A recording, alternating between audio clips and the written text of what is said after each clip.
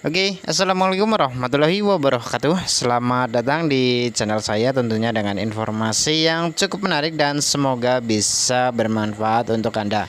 Oke, pada kesempatan video kali ini saya akan melakukan perbaikan ringan ataupun perbaikan yang bisa kita lakukan, yaitu dengan beberapa alat saja. Itu Anda bisa mengerjakannya sendiri ya, namun memang cara ini tidak sepenuhnya, namun ini cara yang sederhana yang bisa kemungkinan besar itu bisa dilakukan Anda. Bila Anda ragu ya memang tetap harus memanggil teknisi saja.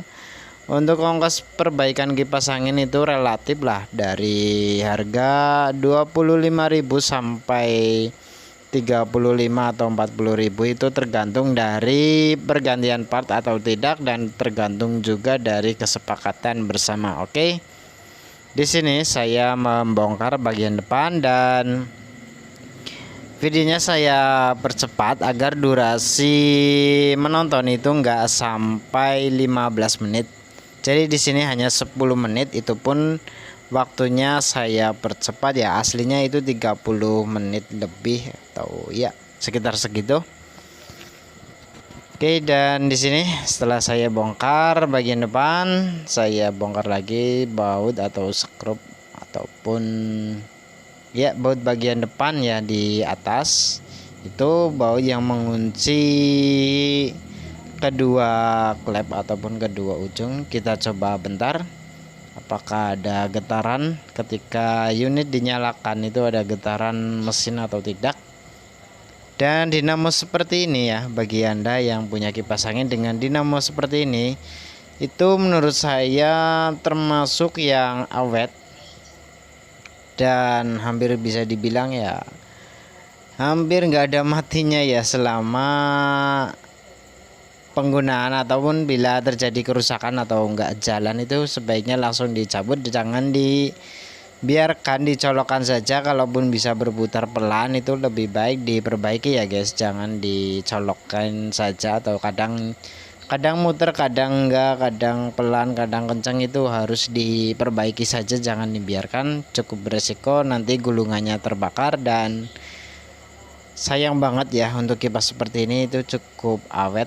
Dan saya mencari amplas sedikit dipotong karena ujung as yang menuju ke baling-baling itu karatan sedikit ya. Ya, untuk ini Anda bisa pakai amplas. Yang kedua bisa pakai oli langsung, nggak masalah. Namun kalau pakai oli langsung itu agak lama, makan waktu lama ya. Pakai oli tinggal diputar-putar asnya itu agak susah. Dan di sini saya amplas dulu sedikit, pakai amplas yang 300 atau 250. Saya kasih oli. Kita kasih oli kira-kira sampai masuk ke bawah, itu ditarik sangat mudah ya guys, karena permukaan bagian asnya itu udah kita amplas dulu.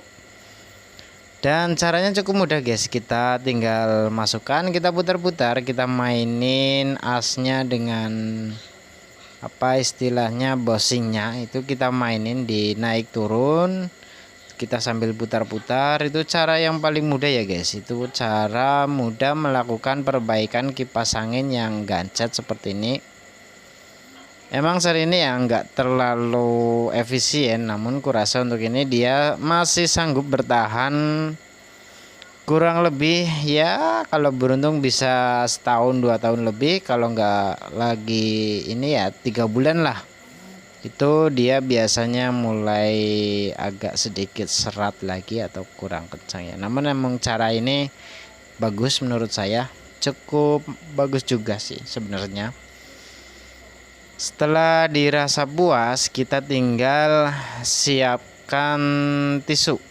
Dan untuk olinya saya gunakan oli mesin jahit ya, agar lebih aman. Dia tidak membuat kotoran ekstra ya ketika putaran tinggi. Kayak kita lap-lap pakai tisu. Tangan kita juga sedikit dilap biar enggak belepotan. Bagian dalam bosing kita juga pakai tisu ya, biar lebih bersih lagi, sempurna. Ya, setelah bersih kita pinggirkan dan kita fokus ke bagian belakang. Kita sama kasih oli, kita bersihkan dulu sebentar untuk membuang grease ataupun grease yang di bagian gear belakang. Itu biasanya kalau sampai masuk ke depan atau ke bagian bosing agak sedikit bikin serat ya, atau mengganjal ya. Kita sambil mainin diputar-putar karena permukaan as di bagian belakang itu lebih pendek, jadi kita maininnya nggak terlalu jauh juga. Yang penting udah dicoba diputar-putar sana sini, kanan kiri depan belakang ya. Ya, setelah dirasa cukup kita sama melakukan pembersihan dengan tisu. Oke, sudah dibersihkan. Kita sama bersihkan bagian dalam bosingnya agar lebih oke lagi. Yang di sini dengan tujuan ya, namanya juga kotoran bisa membuat kerusakan atau menjadi masalah di kemudian hari ya. Oke, setelah selesai kita kasih oli di tepian ringnya atau di tepian bosing. Itu biasanya ada kapas. Bila kapasnya sudah habis, silahkan Anda sisipkan pakai tisu ya. Udah selesai, kita pasang kembali pada posisi semula. Kita siapkan dan kita juga kasih oli lagi di tepian bosing yang bagian depan. Caranya sama, dikasih oli terus asnya juga kita kasih di bagian belakang dan bagian depan kasih oli. Yang penting rata ya. Untuk olinya nggak sembarang oli ya guys. Setelah saya mati itu ya, setidaknya oli mesin jahit itu cukup bagus untuk perbaikan kipas angin seperti ini, tidak membuat crack atau kotoran atau plak ataupun apa. Setelah selesai kita pasang kembali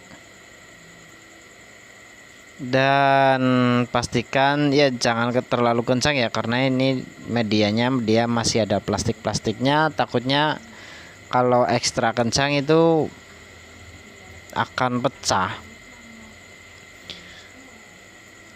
Oke, untuk ini pasang di bagian depannya lagi atau bagian cover depan, tempat dudukan ataupun jaring kipas anginnya.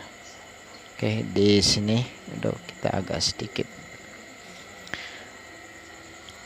Oke, kita pasang. Yang penting jangan terlalu ekstra kencang ya, sekitar berapa tekanan ataupun tarikan ya. Di sini kita harus menggunakan perasaan. Oke, kita fokus bagian as, kita pukul kanan kiri depan belakang, kanan kiri depan belakang. Yang penting seimbang, kanan kiri depan belakang, atas bawah, kiri kanan ya. Yes, setelah selesai kita putar udah longgar. Pasang tutup belakang dulu ya guys. Jangan lupa tutup belakang dulu, jangan bagian pengaman baling-baling dulu ya, karena kita akan kerepotan. Pasang cover belakang. Setelah selesai kita baru pasang penutup baling-baling atau pelindung baling-baling agar tidak tersenggol. Takutnya menghisap sesuatu benda yang cukup keras itu bisa merusak. Oke, untuk ini kita putar pakai tangan saja sudah berputar cukup nyaman ya. Kita coba colok ke listrik dan lihat. Yes, oke, begitu saja guys. Cukup mudah, nggak terlalu makan waktu banyak. Yang penting prosesnya kita harus menggunakan perasaan. Yang penting cari aman ya. Yang penting sedikit safety ya, standar kerja ya. Oke, begitu saja dari saya, semoga bermanfaat. Jangan lupa like, komen, dan share video saya. Yang lebih utama lagi adalah subscribe channel saya agar bisa memberikan informasi yang menarik dan yang lainnya. Oke, terima kasih. Sekian, wassalamualaikum warahmatullahi wabarakatuh.